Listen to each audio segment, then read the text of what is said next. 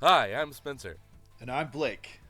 and you're about to get jumped. Let's take that again. I was like mid burp. 何 Hi, I'm Spencer, And I'm Blake. and you're about to get jumped. Welcome to a special episode of Blake and Spencer Get Jumped, the weekly podcast where we watch the anime so you don't have to. But you should still totally watch the anime. This week on Get Jumped, we're talking about my recent Nashville trip, which was also, in some ways, Spencer's recent Nashville trip. It definitely was. Seeing the widespread devastation that was ice in Nashville. Well, Yeah. well, yes and no. Anyways, let's go ahead and jump in.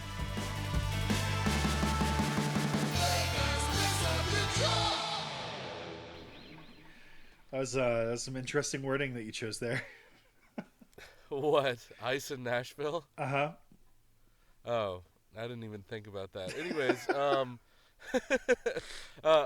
what I was meaning was, turns out if freezing rain happens in Nashville, a place where freezing rain doesn't always happen, the trees are like, I don't know what to do with this. I better explode. Yeah. So Yeah. I was supposed to visit my parents every year.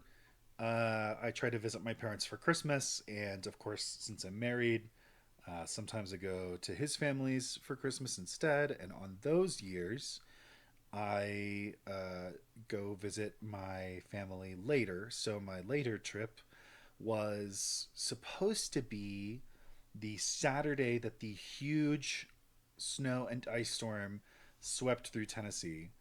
And thankfully, the day before, Southwest canceled my flight, so I didn't have to call them and haggle with them.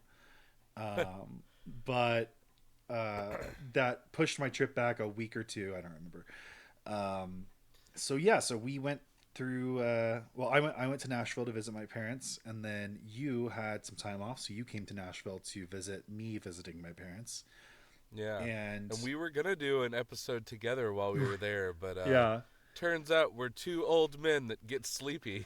yeah. Well, and I think part of the problem was one of the things we'll talk about today, which is the board game that you bought.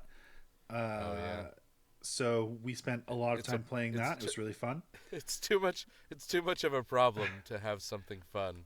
Well, we also hadn't watched content for the episodes, and Yeah. this week's episode or the next episode is Naruto, which is five five plus three if you count the review episode. So 8 episodes of anime. That's a lot of time sitting and watching TV. Yeah.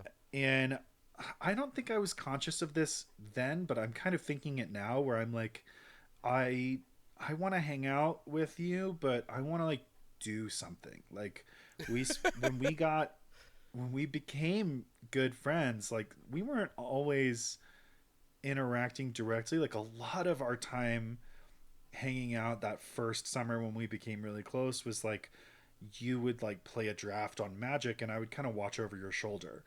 And Yeah. but we would still interact kind of talking about the plays and talking about the picks and stuff like that. And we would watch plenty of things. I think we watched a lot of Naruto that summer and put on a lot of The Office and stuff like that. But we were kind of like doing something and maybe watching something in the background or maybe like throwing an episode on here and there. And that was when we played a lot of Magic and we wrote together and like we were just interacting. And so it's like I definitely think there's that aspect of I'm gonna see you for like a day. I don't Yeah. want to spend 3 hours of that day sitting and watching something that we could watch on our own time when we're not together. Yeah, for real. Mm. Also, being at my parents' house, it's inconvenient for that kind of thing because it's like, okay, well, we can take over the. I mean, there is a second TV in my dad's office, but you can't really like sit and watch stuff in there, especially not my mom and my dad. So it's like, we got to kick you out if we're going to watch our shit. So instead, we waited. Would you please leave so we can nerd? Yeah, so we instead waited for my mom to go to bed, which doesn't happen super late, but by that point we were like within an hour of my bedtime for me to work in the morning.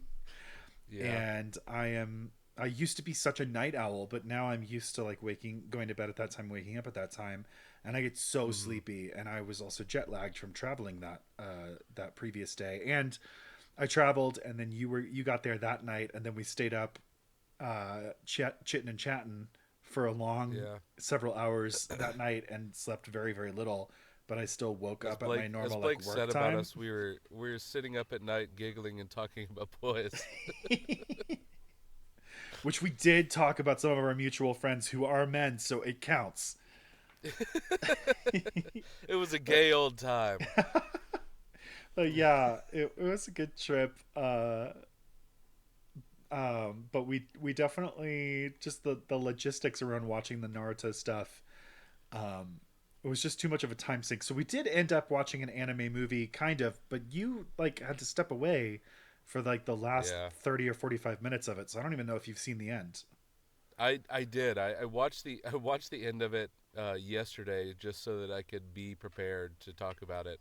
Um, it's it's definitely a an anime movie is what it is. It is, sure is. I don't think it's good. I don't. I think we kind of disagree. I don't think it's bad. I'm not going to say it's Hmm. good, but I'm going to say it's not bad. And I think you're more. It's not good. Yeah, I think that's where I land on it. But let's recap what happened on said trip. First and foremost, we got there, we hung out, we were nerdy at night, and then we went to a place, guys. There's a place in Nashville that when you step into it, you are transported to the 80s when pizza was king and Yeah. also there was a pizza buffet. Uh huh. Yeah. And it's Pizza's still called king there. Sir Pizza. Yeah. Sir Pizza is a delicious pizza chain.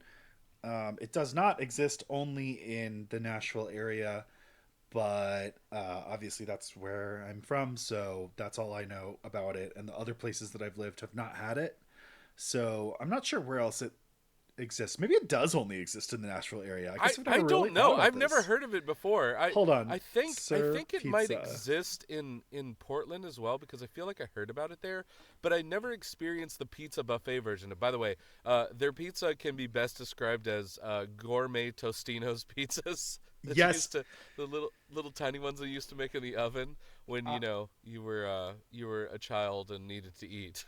all right, I pulled up the Wikipedia article.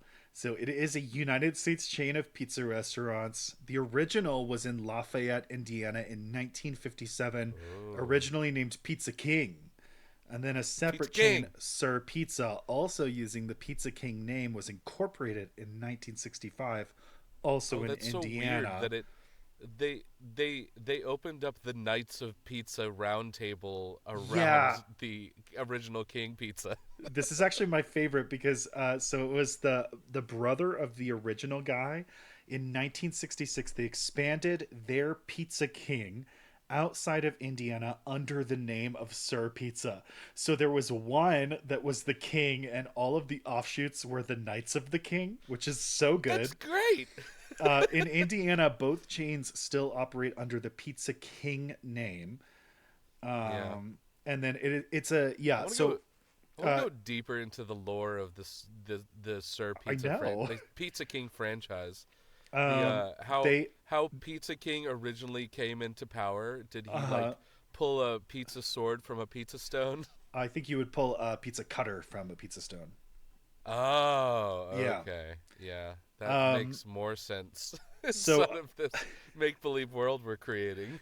yeah. So according to the Wikipedia article, as I'm looking at it right now, Sir Pizza franchise rights have been sold in North Carolina, South Carolina, Tennessee, Michigan, Florida, Indiana, Kentucky, and Pennsylvania. So they're definitely Wow. around, but that's a relatively small and relatively localized area. It looks like Yeah, it's Michigan's a bit of an outlier there, but the other ones are kind of all around each yeah. other. Some could say that it's a very big table of areas for those knights to sit around. They could say that.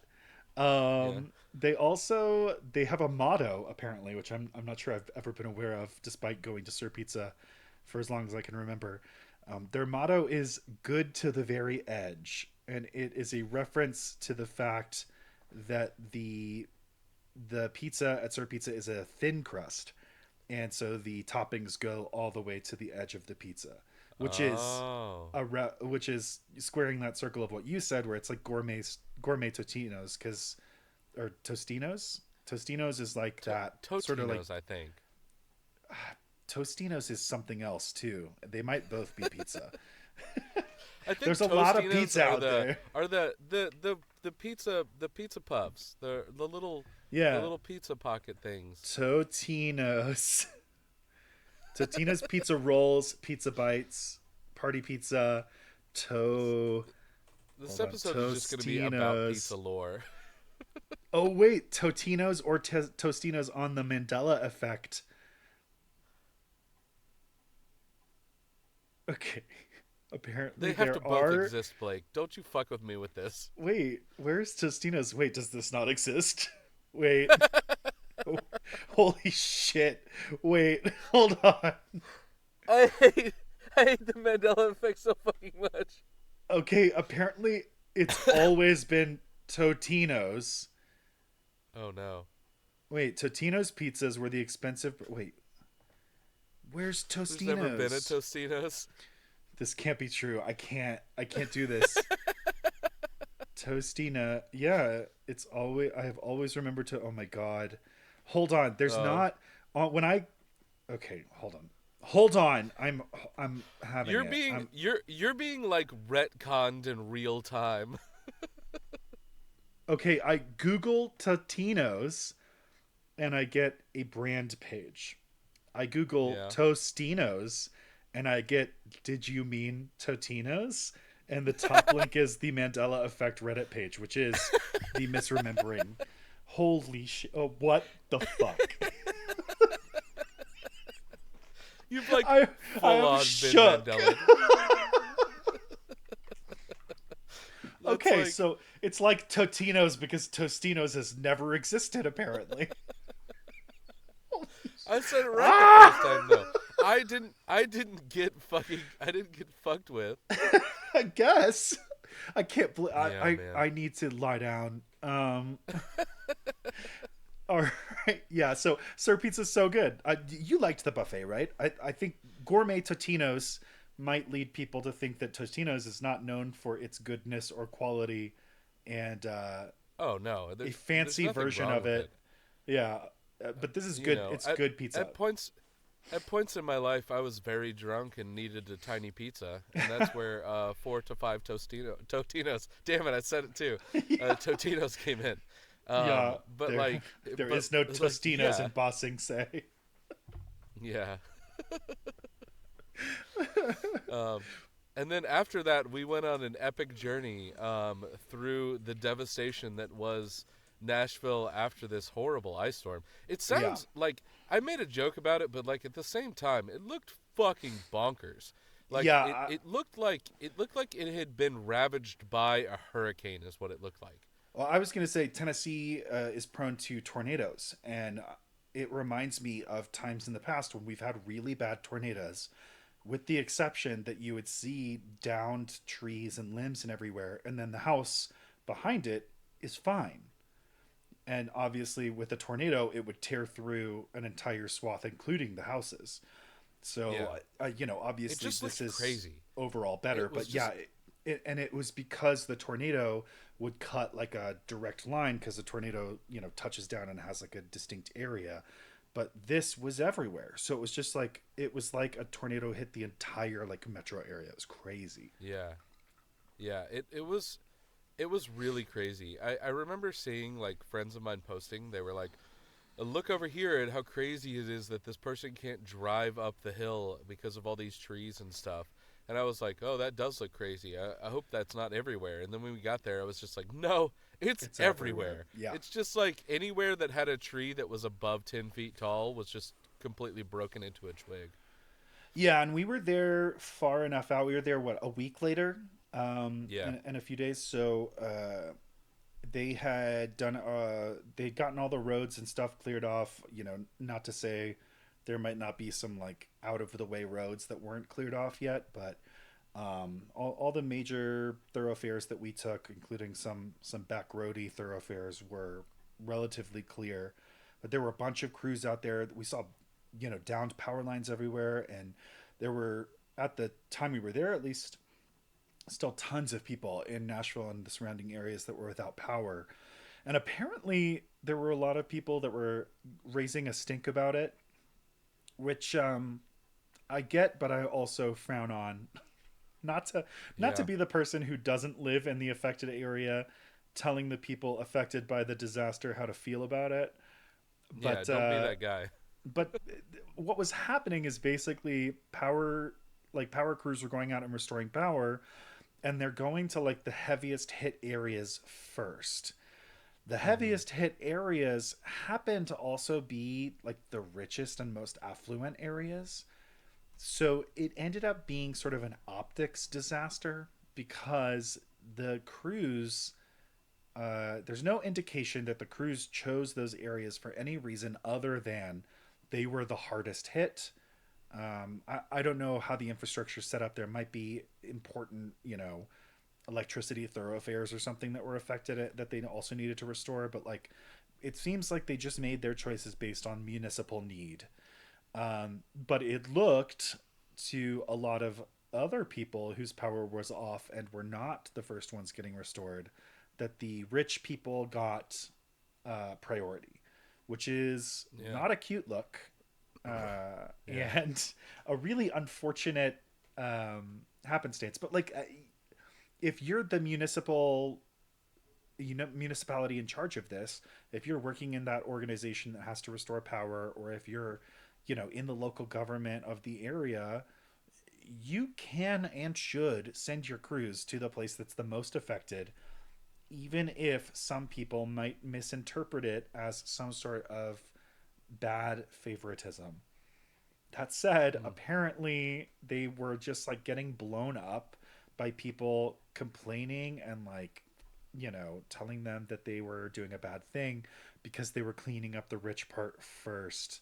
Just not a good, it's not a good situation. But I understand, like, if you're a week and change out from having lost power in your residence, you're probably a bit frayed and looking for someone to provide feedback to.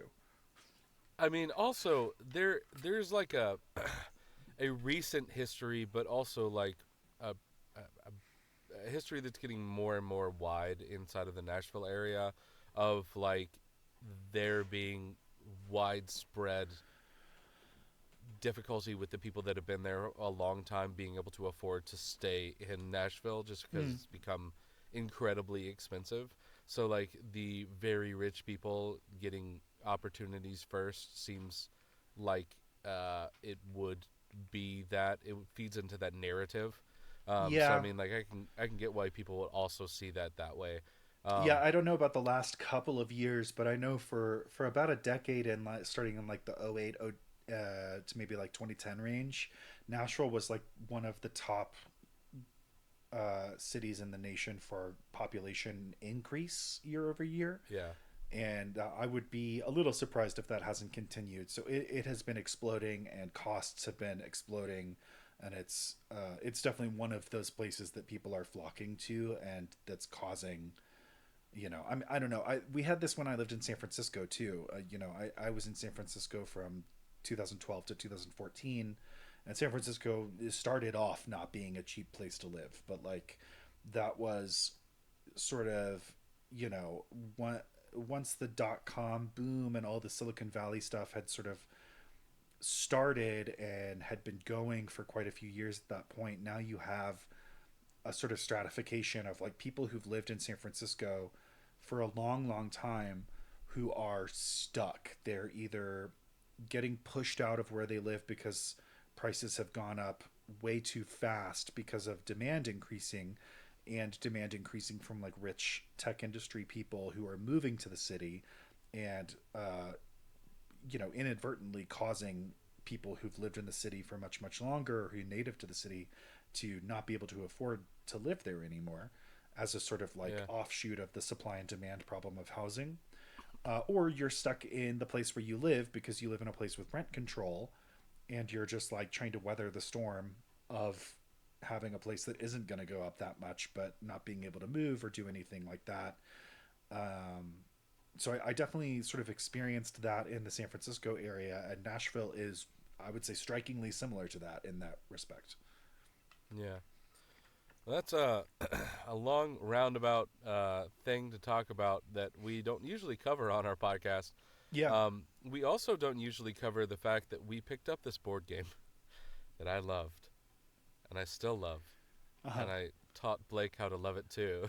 Yeah, it took very little time for me to fall in love with it.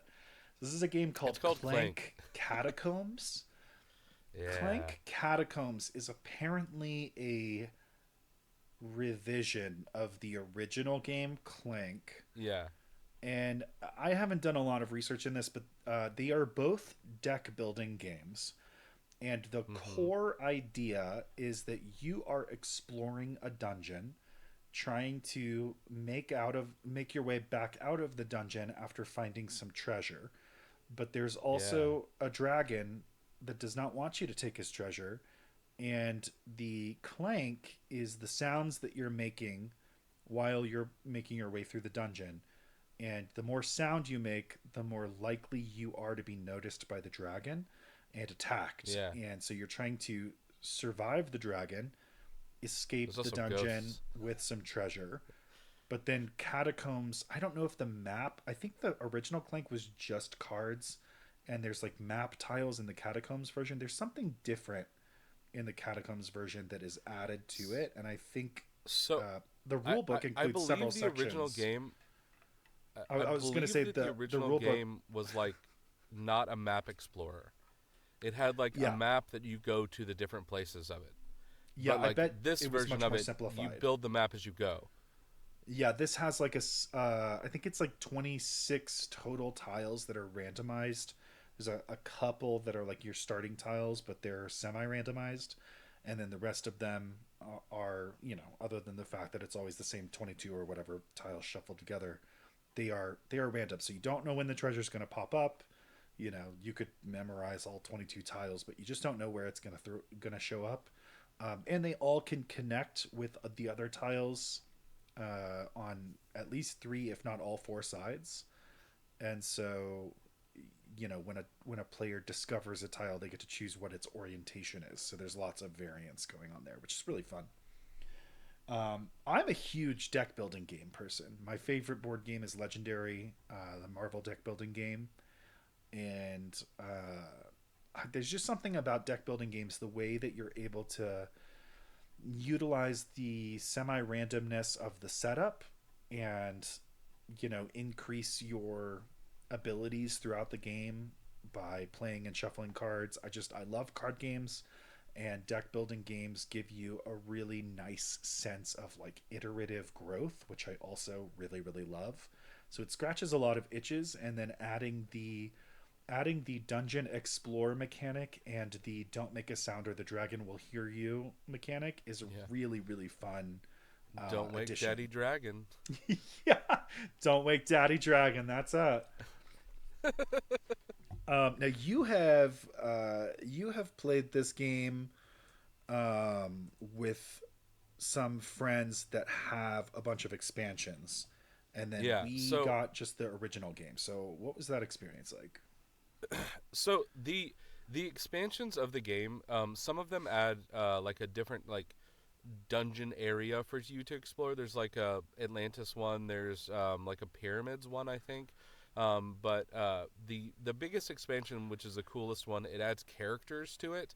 So instead of you playing like a random dungeoneer, you're playing a character that is a dungeoneer. I think it's like it expands the game so it can play up to 6 players. Mm-hmm. And then there's 6 different characters. I believe it's 6. It might be a little bit more that you It can play. is Um, 6 from what I could find on Board Game Geek.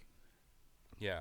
So they each one of the different characters plays a little bit differently. Like there's like a monkey robot that like it gets more powerful as it gets hurt. Um, there's a cat character who's one of my favorite ones because his bullshit ability is like after he does these things that make him do more powerful stuff, he then makes a sound that he cannot be hurt by. So he like makes a clink, and the dragon comes to hit people. And the inside of the dragon attack, he's immune to the dragon attack. So like just like a cat, he fucks up and he runs off and lets everybody deal with the problem. Yeah, Um, that's the so one I it want to just play. it's just a really really fun game. The other one that I was gonna suggest, which is one of the legacy games, if you've never experienced those, I think my first ever foray into it was with Pandemic Legacy, Hmm. where like the game you play week over week and it starts to morph into like a different game as the game goes on.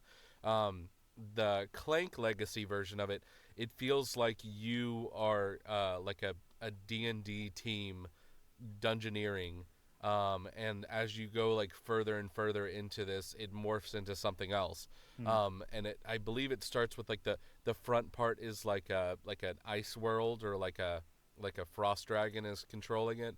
And then it gets very weird as it goes on further.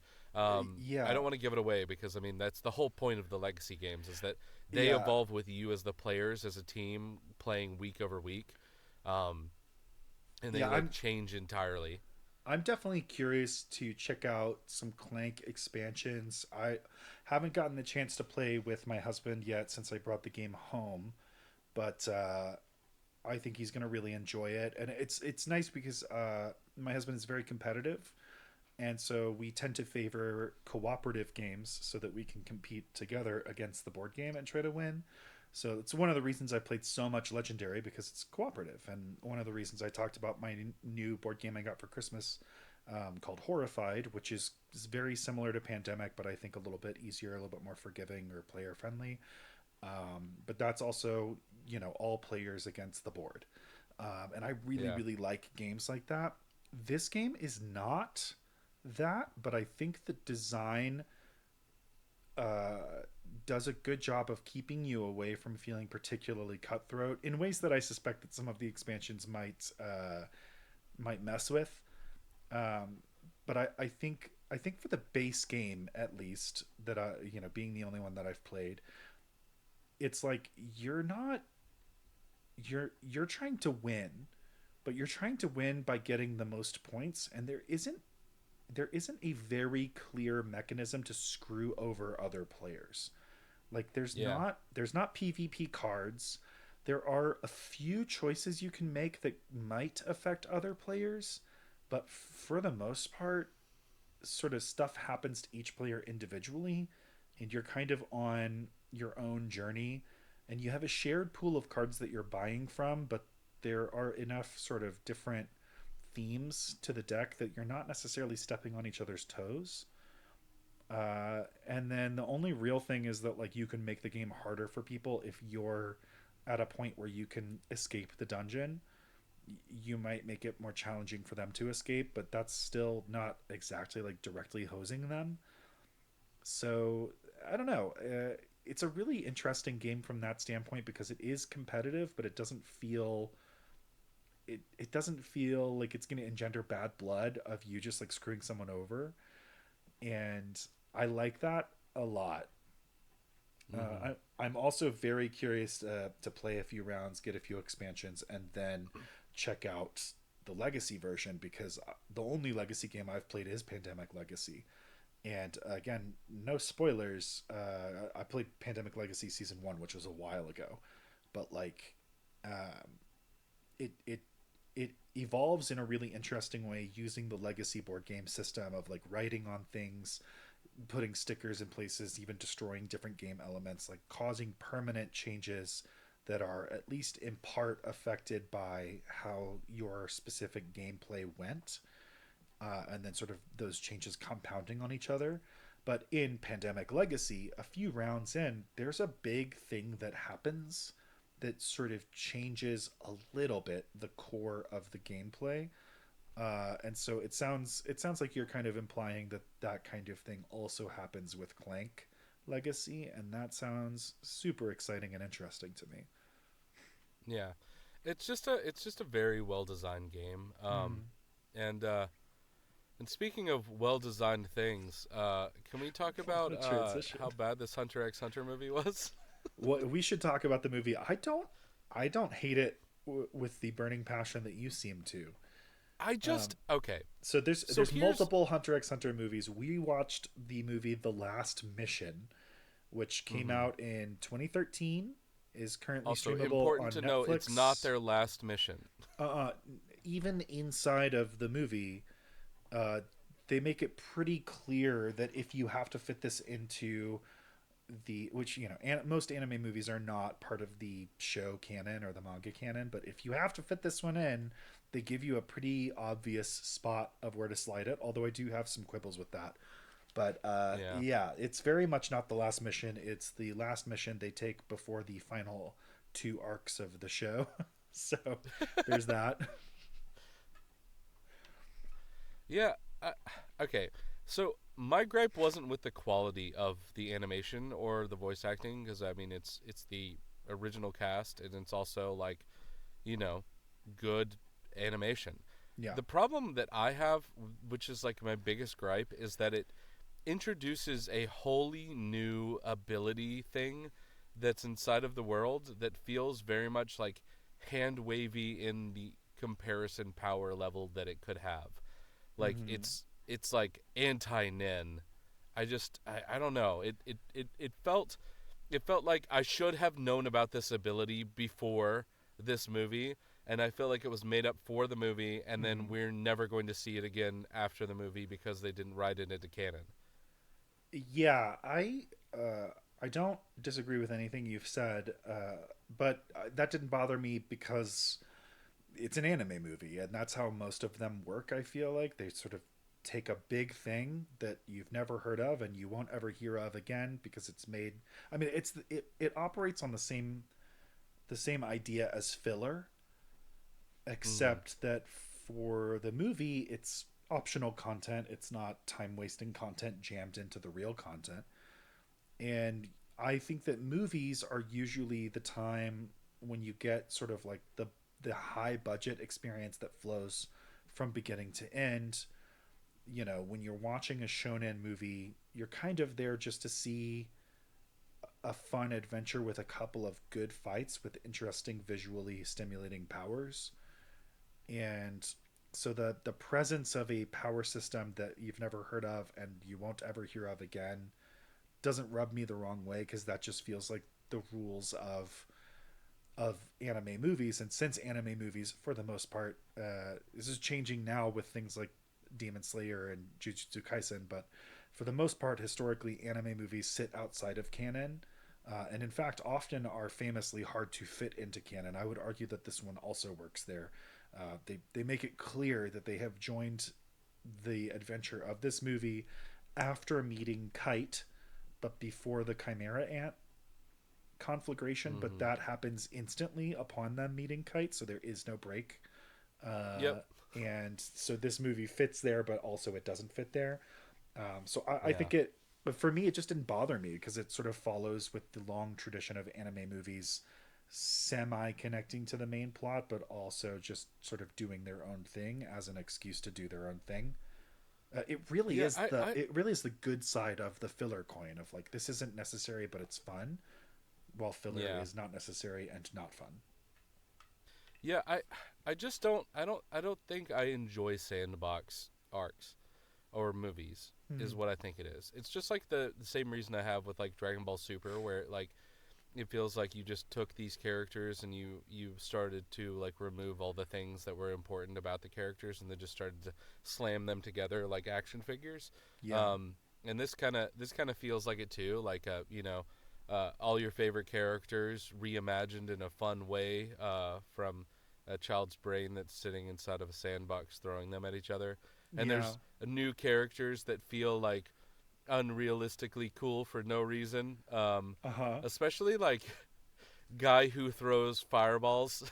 Yeah, he's really the Can't only remember his one that name. gets to shine, if I'm being honest. There's four villains introduced in the movie, and this is like the big bruiser guy with like a mohawk or whatever.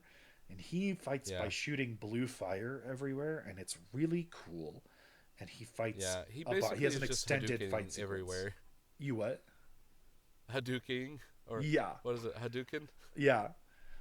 But there's Yeah. also there's the like guy with long hair There's Yeah. the big Mohawk bruiser. There's the obligatory girl on the team, and then there's the evil leader. And Yeah. the guy, the big bruiser guy, is the only one who really does like anything distinct. There is something of a fight sequence with the dude with long hair, but he doesn't really. I don't remember him displaying any like specific abilities. But the There's the copy one that fights Kurapika. yeah, but that's like I think from the way it's presented, it felt a little bit less unique to him because at that point in the story, we're exploring the movie only power system, which is essentially, if you'll remember in Hunter x Hunter, there's Nen users, and there's like six different types of Nen, which is Uh essentially huh. the ways that you utilize Nen and the ways that your powers of Nen manifest. And you basically are two of the six. And in this, their power system allows you to be all of the six at once. Yeah. And so they're Which crazy strong which in because the you can't show, predict what the they only do. person that can ever do that is Kurapika. Only when he's under like the red eye spell. Yeah. Um, Red Eyes Black and then Kurapika. also Crollo. Crollo can do it too, but he has to use his ability, which is like book. Like when Uh I huh. use these pages of these books where my stolen Nen abilities, I can use them. Yeah, it's like the Nen system is pretty well designed as far as like having a cost exchange of like Crollo has this ability, but it's limited to this sort of external thing that he has to manage and manipulate, and Kurapika can do it, but he only can do it under the exact right circumstances. And so like this movie allows people to just do it because they're big mad. Yeah. And even then, I would say really the only person who's mad is the ringleader. So yeah, so the story kind of opens on this guy like having a fight with Netero when they're much younger and being killed, and he has already created and awakened this power, and then he's revived by these other three. Oh, and the girl, her only thing in the movie is to stab herself to death, which somehow causes all of this to happen. Yeah. It's not explained. Perfect trap. Like Yeah. what the fuck? What the fuck is the name of that ability that they trap? It's like the something death jutsu where The Reaper Death Seal. the Hokage does it so that he can trap Orochimaru, but Orochimaru is just like psych, just my Yeah. arms. Reaper Death Seal. I think it Yeah. works maybe a little bit more like a domain in Jujutsu Kaisen. But it's weird. It's weird that she does that and then it's not explained very Yeah. clearly. And also doesn't feel good that the only the only woman brought into the main plot here, although Biscuit is here a little bit, but she's not really doing anything. The Yeah, only she other definitely doesn't do anything. She just yeah watches them and she's just like, "Look at my protege's protegeing uh huh protege." yeah verbatim what she says. Uh, Ah, but I'm Biscuit, yeah, a very old woman inside of this world in a young, tiny, magical girl body. I'm upset that you weren't the voice actor for Biscuit with what you're giving us right now. Yeah, I just like it's just not a great look to have two female characters and one of them is a spectator and is basically there just for the reference of like, hey, remember this parts of the story has already happened. And then the other one is one of four villains created for this movie, and her only role is to stab herself and become incapacitated. um Yeah. I don't know, I don't love that. um so the other thing about Huh. this power system is that it's hate, I guess. Like you just you unlock this ability by being really hateful or vengeful or something, and it's like And I when you're no longer vengeful, you die. right. And I guess Karapika, his ability sort of works the same, but it's a nan ability. And this is just like Yeah. I don't know. I think the inner mechanics of this don't work. And again, I think for me, I don't care. It doesn't have to work that much. It's just it's the bread that you're putting the sandwich on. Like you know, it doesn't have to be good bread as long as the filling is good, and the filling is cool characters doing cool things and cool battles against each other for 90 minutes. Yeah. But Moral of the the story is that fights happen, and you don't need to watch anything else other than the fights inside of this movie. yeah, And but by fights, I mean the fight the one between fight. the best friends club and guy with mohawk. Yeah, guy with mohawk fights Gon and Killua, and it's good. There isn't actually really a final fight with the villain. It's a little bit more of like an emotional beat, but Yeah. the emotional beat is based on the mechanics of the power, and the mechanics of the power are vague and a little unsatisfying. So the finale is a little vague and unsatisfying. Yeah, much like the end of Hunter x Hunter, where they're just Yeah, like, that's true. let's do a vote. Let's all vote. Yeah, this action adventure anime will end with multiple rounds of political maneuvering. That's what you guys want, right? But Yeah. yeah, I think But I wouldn't go so far as to say that this movie is writing checks it doesn't intend to cash, which is my critique of Hunter x Hunter frequently. Um, I think it does mostly what it sets out to do, but most of what it sets out to do is accomplished by the one good fight in the middle. And that yeah. fight is extended, so there's a lot of it to enjoy. And I think that was really enjoyable. And I think overall, I found the movie to be a perfectly fine watch that I probably won't ever reach for again. But Yeah. yeah, I mean, I think it's it's like a 4, a 4 out of 10 for me. I would probably go 6 out of 10 just because I thought it was better than it was worse. But yeah, it's Yeah. like I think a lot about the Naruto movies, and those are introduce a couple of people that your heroes can fight, put together a team of heroes, which includes Naruto and a smattering of the other characters, to go fight them at different points in the movie, and then there's an end, and then it's over, and it doesn't have to have mattered at all. Yeah. And I think what works so well about a lot of those that I've seen are that each fight feels really distinct and exciting. And like those moments in the anime when you're like, oh my God, they're spending the money to make this good. And it's just like exciting and frenetic and visual. And, the fight is cool, but it's in the movie format. So it's like you're not having to like build up this character. You're not having to tie it to the plot. You're just having a cool character do the cool thing against another cool character doing their cool thing until the fight is over. Yeah. And that's really fun. And this movie Yeah, does that, but only once. that's like the thing that sometimes is, okay for shonen people watching shonen movies, is that like rule of cool a lot of times is the greatest tool for forgiveness.